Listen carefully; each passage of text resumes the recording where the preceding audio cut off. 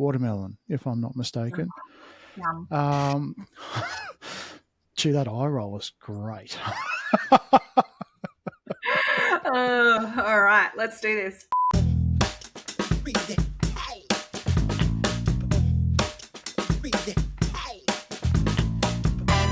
Hey guys, welcome back to another episode of the Remind podcast. I'm Dr. Ashley Morland. I'm joined by David Masterton, and in this episode, I want to bring up a conversation around the bypassing of hard times. Think of statements like it was what it was, or what's done is done, or it's not the end of the world, whatever will be will be. All these kind of Que statements. sera. Yes, such is life. Mm-hmm.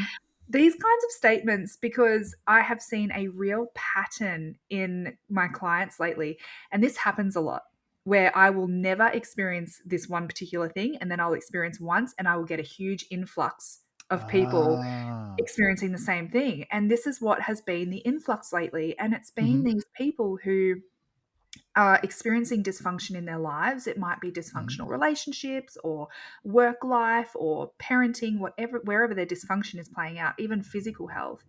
And there's evidence in the fruits of their life of dysfunction. Right. But they have absolutely psychologically convinced themselves that they are in full peace and acceptance, that the past doesn't affect them, that they've moved on, they've accepted the past, they've accepted what is, and that they're fine.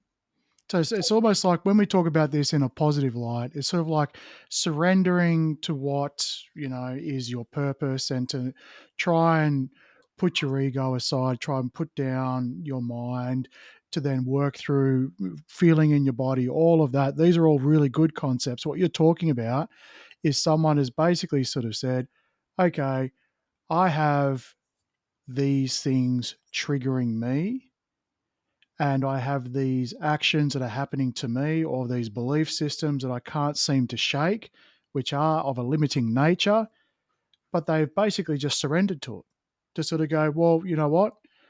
That is what it is. I'm always going to be that way.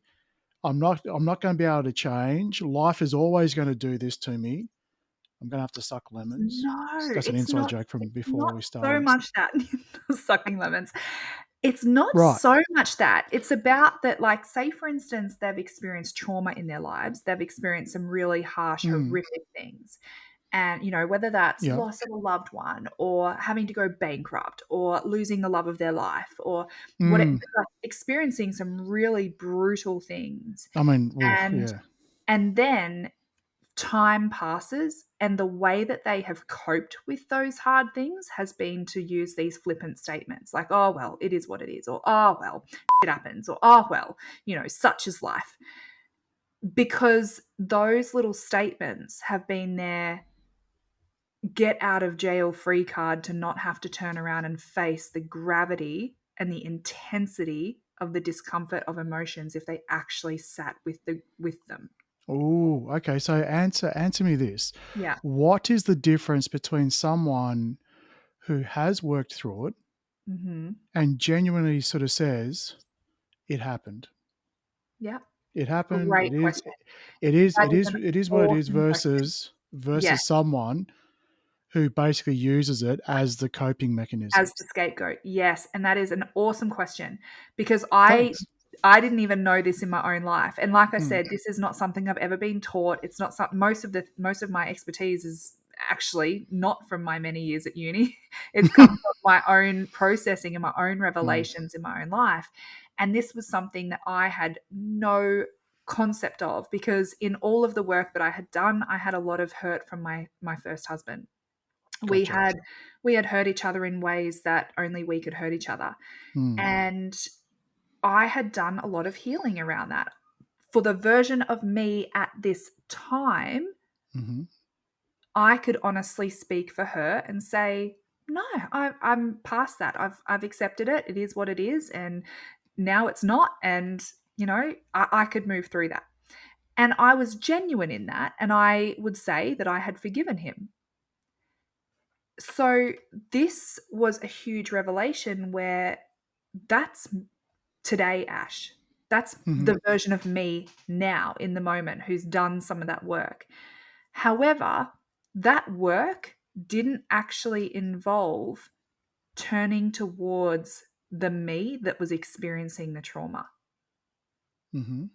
And so what was happening is like I had almost disintegrated myself where Okay. there were separate versions of me. So if you're watching on the YouTube channel, you'll see me using my fingers to represent this. But there's the me here. And this version of me is saying, yep, we've accepted it. It is what it is. I'm genuinely okay. I'm at peace with it. Mhm. However, there is a version of me that exists on my timeline who hasn't processed it, who isn't okay with it, who's still feeling it. And it's not until I come back to this version of me that I feel what she's feeling and I feel that hurt. And so the difference is if you can, whether it's in your mind or whatever, if you can, you can't physically go back, sorry to tell you, but if you can revisit that event or that version of you and genuinely feel peace within your body, well, then you've processed it. That's okay. Mm. But if you can go back to that version of you and that brings up unprocessed emotion, then you know that you're bypassing it. And so the perfect example for me was around when I was selling my house, my first home that I built with my first husband. I had done so much work in healing our relationship, and the fruits in my life were really positive. We have a Mm. healthy relationship. I was doing really well. So many areas of my life were good. Um, and I genuinely meant it when I was like, oh, I've forgiven him and everything's okay and all is good. Then I went to sell the house. And when I went to sell the house, I was completely dysfunctional and dysregulated for like 2 weeks. I was a train wreck. And what I had realized is that this past version of me who experienced what she experienced in that house was still wounded.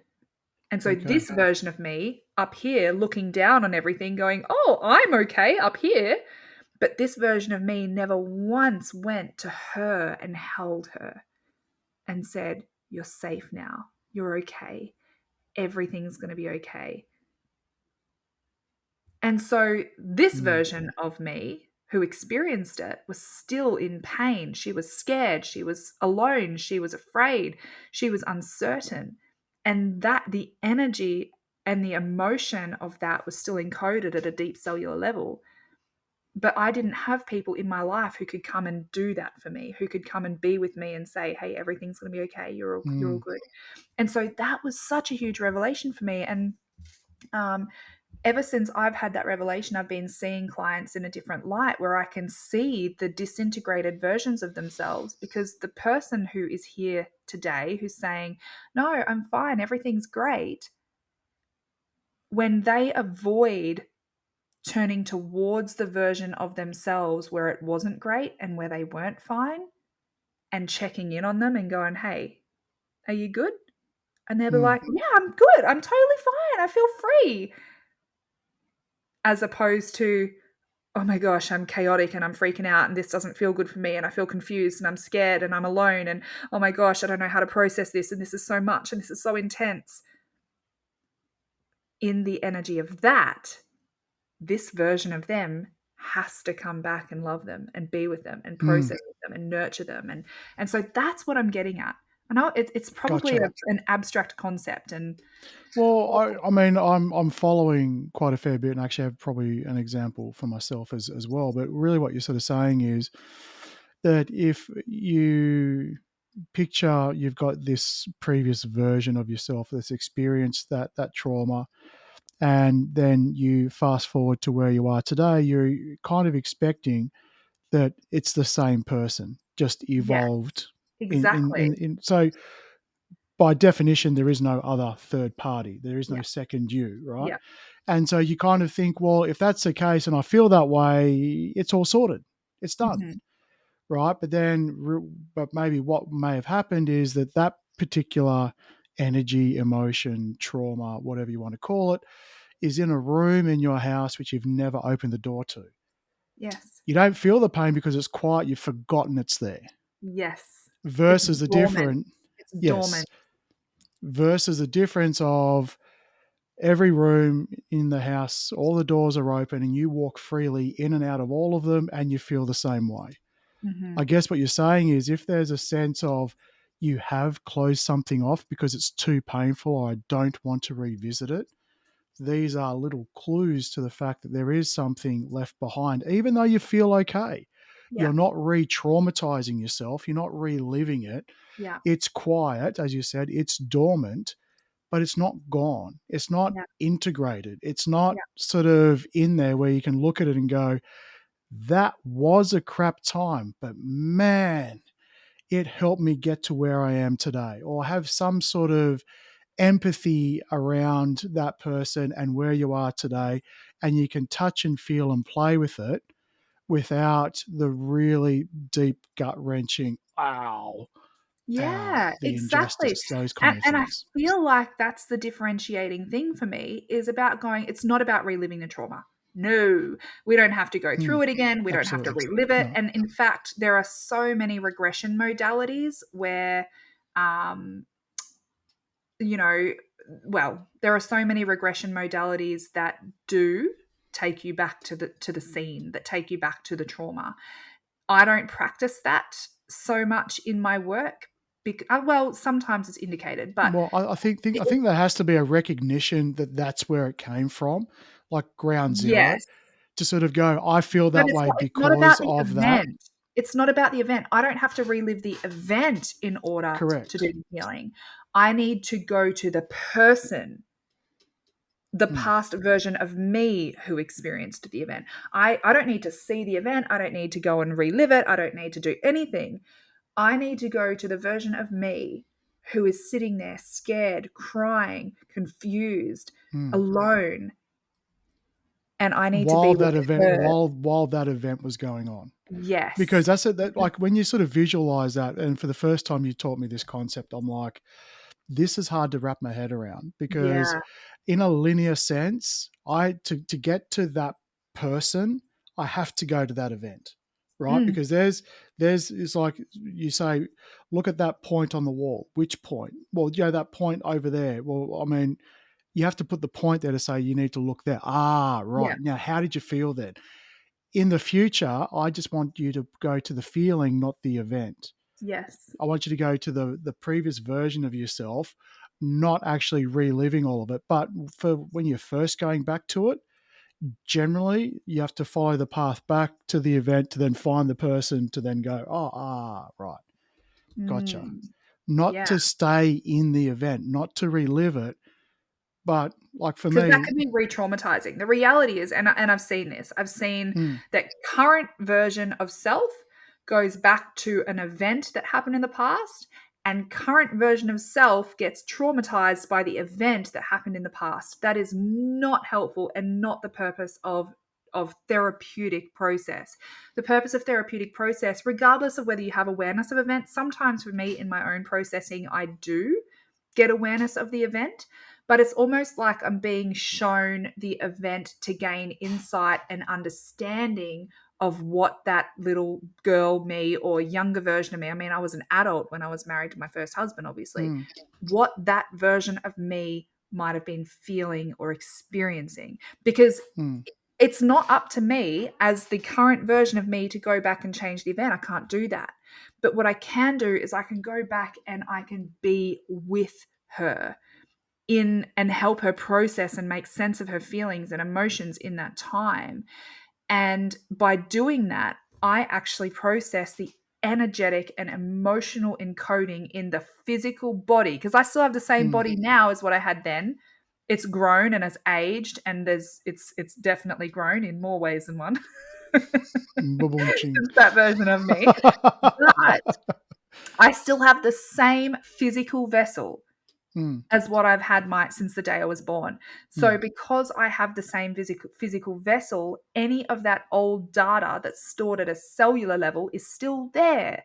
Mm, Even if my consciousness and my identity of self has evolved and can make sense of the fact that no, that what happened then isn't happening now, unless that consciousness of me back there and back then has actually processed that emotional data, it will still remain stored in my body. And it can remain dormant. You may not even know it's there. And I had a similar mm, experience when someone who I dearly love was diagnosed with a brain tumor. Now, there was stuff that that version of me, before I knew how to hold me and before I knew how to mm, even invite others to vulnerably be fully safe with, when my dearly loved person was diagnosed with a brain tumor, I then was invited to go back and revisit the version of me who went through that. yeah, And that I would have been felt intense. I felt all of those feelings in my body. I felt the pain that she was feeling. I felt the fear she was feeling, the uncertainty about, am I going to die? I'm alone here. I don't know what any of this means. I don't know if I'm going Mm, to be okay. And so when this version of me can go back to her and go, I'm with you. It's so everything's going to be okay. This is what's going to happen. This is everything's fine. Everything's okay. I've got you. I'm here. You're not alone. And she processed. And you know what? That came out of this physical vessel in tears, in screaming, in crying. But then she felt safe and she reintegrated with me now. And so this is the mm. basis of healing and healing that mind, body, spirit integration. Big, Yeah. sorry. Oh, look, no, no, no. That's Shake it's it off, massive. Ash. And you've said before, and it resonates that when even as you are doing work and you feel as though I've got this, it's done, it's not sort of triggering, but then it reoccurred. You're like, what's Mhm, going on? mhm. Different layers. And for me, what I've experienced and one thing I've worked a lot on is the younger version of myself feeling safe. I Yeah, confused being mobile to be safe. I yeah, was always outrunning everything, yeah, right? If any time I used to stop, it used to be painful because emotions, thoughts, they catch up with you. And so when I started doing the healing work, one of the biggest things, and this is one thing that you brought up, is the fact that if you can't sit still in your thoughts, you're constantly being mobile, there's something that needs to be, you're evading. yeah. And the sense of safety, which sort of came back to, okay, when and where do you actually ever feel safe? Mm, And I asked myself that question because physically, I always feel safe.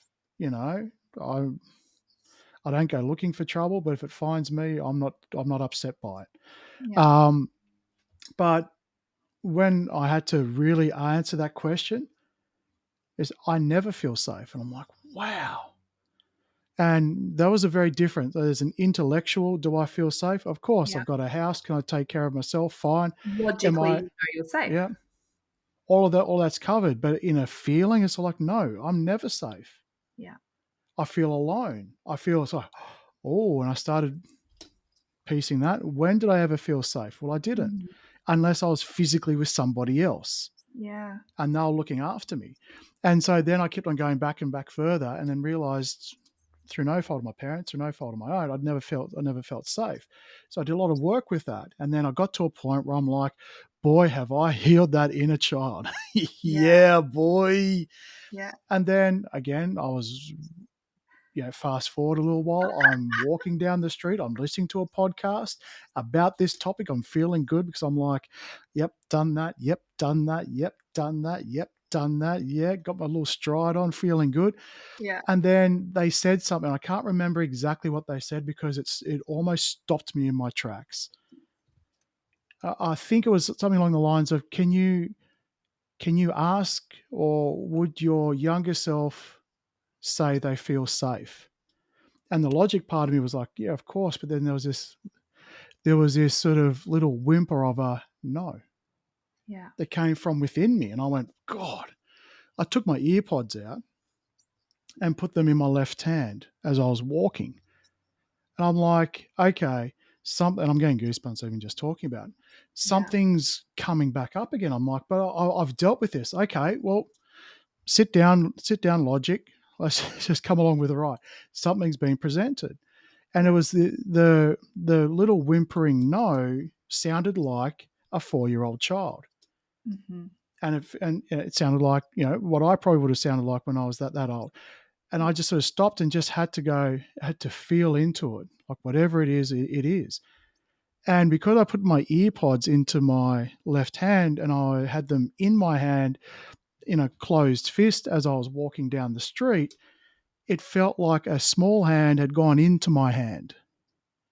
Like a small, like, you picture Little someone who's child. 3 or 4 years Yeah. old, and we just walked side by side, right? It was like that. This thing came up just to merge together. Yeah. And it was like, I got you, little buddy, right? Yeah. And, it's always coming up. So when people sort of say, have you healed your inner child? I'm like, well, I'm in the process of it. Yeah. I'm feeling pretty good about it, but It's I don't like the word healed because it implies that there's a checkbox.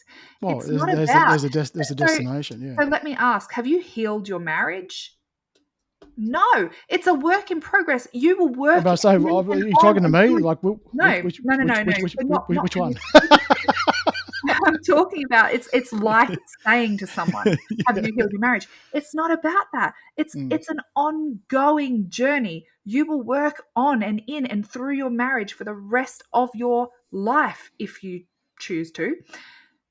oh, it But doesn't need to sound that it's bad, not but it's like just you go, "Yep, fixed the marriage, yeah, done." it's not a It's destination. that's not Absolutely. Yeah. reality, and so Yeah. it's not about healing your inner child. It is about establishing a safe relationship to Mm, nurture and love and show up for that little child and hear them when they're speaking and make space for them and yeah. consistently be there for them. And that's the point, is about going, okay, um, if this part of you or this version of you isn't feeling safe, you don't get to stand there and go, ah, everything will be all right. And I Yeah. look at it like this. Or So stop it, you're being silly. Well, yes. no, And so no, so then we start thinking, well, how do we treat ourselves? And when I say selves, I'm starting to get more of an understanding about why we say ourselves, not ourself, because our selves is all of the versions of oh, ourself then there's that have multiples. existed on our Yeah. timeline. And so when I started really unpacking this, it's about going, okay, when I was a child and I was feeling these big emotions, I was feeling scared or angry or hurt or confused or what, how would my parents respond? My dad's response was, stop crying, I'll give you something to cry about. So So solid. Yeah. he's over me going, you need to stop because I don't know how to help you right now. Or I don't have the you're not being resources. reasonable. Yeah. I don't have the capacity. You're Mm, feeling this and I can't help you make sense of it. The only way I know how to make myself feel better is to make you stop. So I'm yeah. gonna do that with a threat because me feeling dysregulated was upsetting for him. It was dysregulating him. Or So he that might was have thought it was unreasonable because they're like, you cannot act this way r when r all you well, have to worry about is all these small things. Here I am absolutely. dealing with, So that mortgage is payments and absolutely, which is abandonment. Because instead mm, of going, "Oh, you're feeling that way, let me come and be with you." That's mhm. co-regulation. You're being ridiculous, abandonment. I'm still alone in my ridiculousness. Yeah. Stop crying or I'll give you something to cry about. I'm still alone, except now I'm feeling it and I have to suppress it. What's another one? Oh, I'm just going to make you laugh. Yeah. I don't know what else I'll to I'll do right now, distract you. so let me distract you from the Mm, problem. A big one for my mum, or you go to the doctors even. I don't know if they still do it, but when I was a kid, you go to the doctors and it's something scary or big happening, you got to get a needle or something like that. What do? Here's a lollipop. That'll make it better. And yeah. so my mum's thing was, I remember even when I was studying for uni exams and I'd be really stressed, my mum loved me with food. She would send me these care packages of junk Mm, food and it was so loving. Like she loved me so well. It's just that that was an attempt to band-aid or numb out or fix the problem where the problem was I was feeling stressed and anxious. And mm, so not once ever in my childhood did it look like well, I can't say that. I can't say that for sure that not once ever, this never, ever, ever happened. But what I'm saying is there was a pattern, there was a predictable pattern of how my big feelings were dealt with. So Ash is feeling sad or scared or lonely or, even angry. And the grown-ups in my life didn't have the skills, the emotional resources, the mental capacity, or whatever it was to come and go, I'm with you. Everything's going to be okay. Mm, I know you're feeling big things right now, but I am right here. I've got you. Which meant that those big feelings became the threat themselves. Those big feelings became the thing that I was like, I can't be alone with this. I don't know what to do with it. mm, And to add to that, my parents didn't know what to do with their big feelings. One of them drank them, one of them ate them. They didn't even speak about them really. mm. And so Well, I never yeah, even it was. witnessed, I never even got to observe a healthy example of Mm, someone actually feeling a feeling and, processing it in the moment and regulating in the moment. I never mm. learned that. Well, And these so are all pretty new concepts, to be honest, because the way that really, you and I were brought up would have been if someone's feeling sad, what do? you You fix it. cheer them up, Yes. right? Yeah, Or you trauma bond. So you just talk about it, right? And you just go over and over and over and over, yeah, and then you sort of bitch and moan about what's that's how we were taught, and that's how our yeah, parents were taught, and that's how yeah. their parents were taught. It was sort of the loving thing to do was to just sort of go, I know what you need. You need a girls' night out, All the Band-Aids. right? You Yeah. just need all of that. This whole thing of just sort of sit there and do nothing. What sort of person are you? Mm. What's this But the thing is, co-regulation? That's just in a child, this process this process of this something traumatic has happened and this person coming and being with you in that trauma, that process can be like as little as 30 seconds. It might absolutely take 5 minutes, but it's not we're not talking days and days and days here. That no. child, once co-regulated, gets back to regulation very, very quickly. And, let's use an example of a child hypothetically witnessing someone being hit by a car.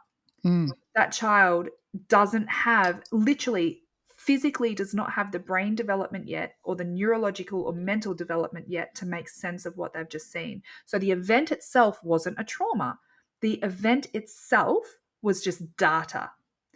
That child is confused because they haven't seen that event before. They don't know how to make sense of that event yet because they don't have the resources for it. And so the child's going, oh my gosh, I'm so scared right now. I'm confused. I don't know what to do. And they're looking to the adults. Now, that child's but feelings, wouldn't the child know that someone just got hurt pretty bad? likely, yes. So Yeah, that's what I'm saying. So they can't make logical sense of it too much, but they're feeling in their body like that person's based upon hurt. a story. They're not Yeah, okay. Something yeah. bad just happened, right? So Mm, that part's real. But let's say the adult goes, "Oh well, they'll be right," and then gets on with their life. They've just abandoned the child. The child still doesn't know how to process the big feelings, the confusion, the fear, the hurt, whatever it is. Now let's say the parent what's another way the parent could respond in that moment? yeah, well, it's to sort of let them know what has happened. Or well, so that's yeah, so that would Yeah, be like and gold standard. then So yeah, they might go, "Oh, doesn't even matter, don't worry about it." So divert. They might distract them and go, "Oh, yeah, okay. Why don't we go and do something special? Let's go and see a movie. Do something mm, real special." And so there's a distraction. There might be like there's lots of different strategies the parent might use, but unless they're actually going, "Wow, feeling a bit afraid. Like that must be pretty mm, full on. What's going on for you right now? What do you need? I'm here. mm. I've got you." Maybe they might need some blanks filled in. Maybe they might have some questions. But As kids, they will have yeah, a plethora of questions. being available to ask. And because most of us, I mean, I can speak for myself, you can speak for yourself, and Mm, I see clients every single day. I am yet to see a client, keeping in mind there is a huge bias here because people who have had a really healthy, functional upbringing and generally are not seeking mental health help. Well, they're not part of the Remind Institute. No, They're just going right. on with life. Yeah, Right. exactly. So there is a huge bias here when I say Yeah, every client that I work with there's a can data relate to skew. this. Yeah. When I ask the question, since that revelation of myself, when I ask the question, tell me about the time where someone did this, every single one of them says, I've never had that. Well, it's non-existent because it's like there's so many new concepts coming up, which is we've been brought into a lack mentality, right? A scarcity mindset. And we're having to now learn the concepts of abundance. We're trying to look at that if there's a problem, it's not external, it's internal. We're Yeah. just reflecting it out. Where before it was all circumstantial, like it's, I will feel better when everything around me is better. And Yeah. this is just another thing. If someone goes through this, how do you deal with it?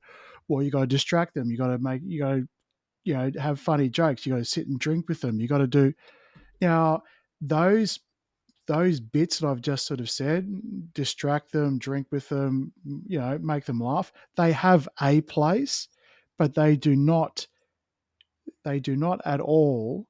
They are not the place They're of how you soothing, of but they're not healing. yeah. And I think part of it is also sitting with them, talking them through what happened, validating and asking them how they feel about it, Mm. allowing them to ask any question, no matter how stupid or not, because kids will process and they'll keep on processing. Like as you said, a moment can last a moment. It Yeah. could be as quick as the half a second it takes. Like when I go pick up the kids from school, that connection, the eye connection I get with both the kids while they're standing there, and I go and collect them from school every day that I've got them. That's like a fraction of a second, but that is something that they absolutely enjoy. We don't need to dwell on it Yeah. the whole way. And there could be other things where, like when my place was robbed, and the I needed to tell the kids because there's a few things that sort of happened.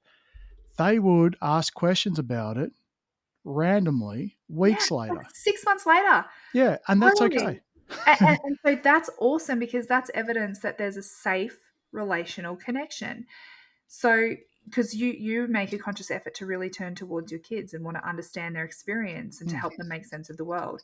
And that is, as you said, it's a pretty new concept. Not many people grew up with this. So this I guess the reason I wanted to talk about it is because I was just so fascinated that so many people, all in such a short span of time, were all coming with this being their biggest issue. Their mm, biggest issue is complete oblivion, like, or completely oblivious to the experiences of the past versions of themselves and mm. how these supposedly comforting statements like, oh well, life happens, or it's not the end of the world, or what's done is done, or I'm okay, everything's all good, mate, that those statements can actually harm your, or those statements can hinder Or how the about reintegration. invalidate?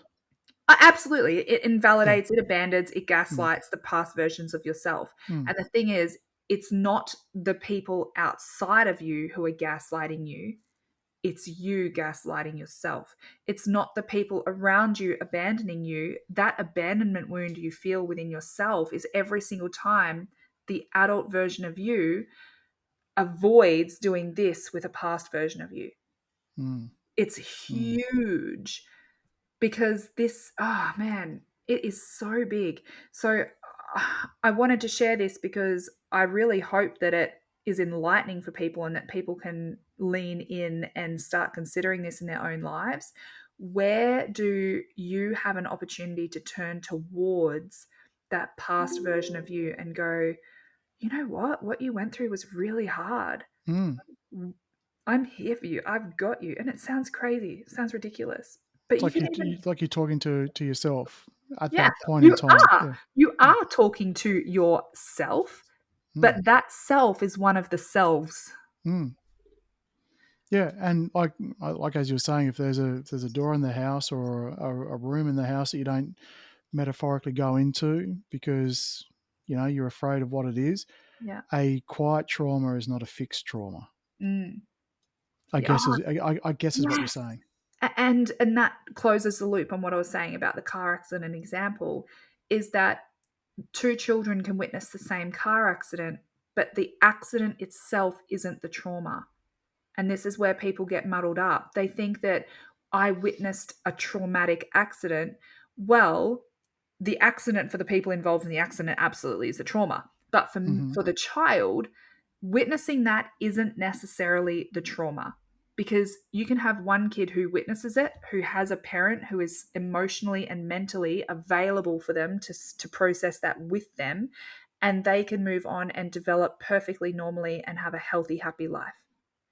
Then you have a child who witnesses the exact same event whose parent doesn't have the emotional or mental capacity or the skills or the tools or resources Mm, to be able to come and be with their child, and they brush it off, or they threaten them because they're crying and they don't know what to do about the crying, mm. or whatever it might be, those examples we spoke about before. The trauma, from a mind and body and nervous system perspective, the trauma happened the moment their parent abandoned them. Or the moment they weren't able to process it properly. Yes, the moment their emotional needs, their response to the event remained unprocessed, Yeah. So which is in actual fact that, and I think people, and I'm one of those people, you'd call a car accident a traumatic event yeah. because, and what you're saying is the event itself isn't traumatic, but I think if we're going to Well, be sort of yeah, playing, different if you're the one in it. yeah, but That's however, a little bit different. having said that, it's a potential traumatic event Yes. because, but I would classify a car accident or witnessing a car accident as a traumatic event versus witnessing someone dropping their ice cream, Yeah. right? That's not a traumatic event. Well, absolutely, and the But intensity of emotion is very different in those things. So trauma exactly. really comes down to what's the intensity of the emotion. So when we have these big events where there is an intense emotional response, it's the intensity of the emotional response that gets Mm, encoded. And if the intensity of that emotional response isn't processed appropriately through that co-regulation and safety through relational safety, then it gets mm, encoded as uh, danger and threat responses in the body. And I think that's a really important point, because this is why, when someone experiences a bit of anxiety, it doesn't have the same effect as someone who experiences the absolute peak intensity of anxiety through a panic attack, where it doesn't come any higher. That is the most intense experience of acute anxiety you can get. A panic attack, if those feelings after the panic attack remain unprocessed and that person doesn't know what to do with that, the mm. panic attack itself becomes the trauma, which then means Ah, okay. that because of the intensity of the emotion that remains unprocessed. So Yeah, it's because the yeah. repair after the event that determines whether or not something is traumatic, not the event itself. Mm, So mm, you have someone who has a panic attack, who the intensity of those emotions are then appropriately co-regulated. The panic attack doesn't become a trauma, and they don't spend the rest of their life freaking out over anticipating another panic attack, because they've been able to process and make sense of the environment, the world, their sense of reality, their sense of self. All of that has been able to be processed in the moment. mm. Anything that we don't process, we encode into our body, and eventually we project it, which I think is a great transition Oh, into segue. our next episode. So Yep, what we're going to be talking about next is going to be what you don't process, you project. And this nice is one. a really important discussion, because we project everywhere in our lives. We project through the way that we speak to people. We Mm, project through the lens through which we receive information or interpret situations, or all of those things are a projection. And projections are just unprocessed emotion playing out. but boy, they feel like reality. They feel Oh like yeah. they are like, oh yeah. Oh, juicy. Thanks for letting me. I know I really did the bulk of the talking in that one. Thank you for giving me It that was a it space. was a it was a pleasure listening. That was good. Till next week, Ash. Have a great one. And guys, I forgot, hit the like button, drop some comments. Let us know if there's anything in particular. I am looking forward to next week's what you don't. What was it? If you don't, What you don't process, you what project. you don't process, you don't, or You what you don't project. process, you project. That's a really good one, if I could Yeah. say it correctly 3 times. Um, but yeah, let us know. We are absolutely stonking towards our 1 year anniversary. So get excited on that one, guys. We will be doing a live for that one. We just haven't settled on, is it going to be exactly 1 year, like exactly 52 weeks or something like that. But we'll let you know closer to the time. Yes. But Awesome. anyway, um, Thanks very much for joining us. And yeah, we really want to hear from you. absolutely. Till next week. Bye bye. Bye.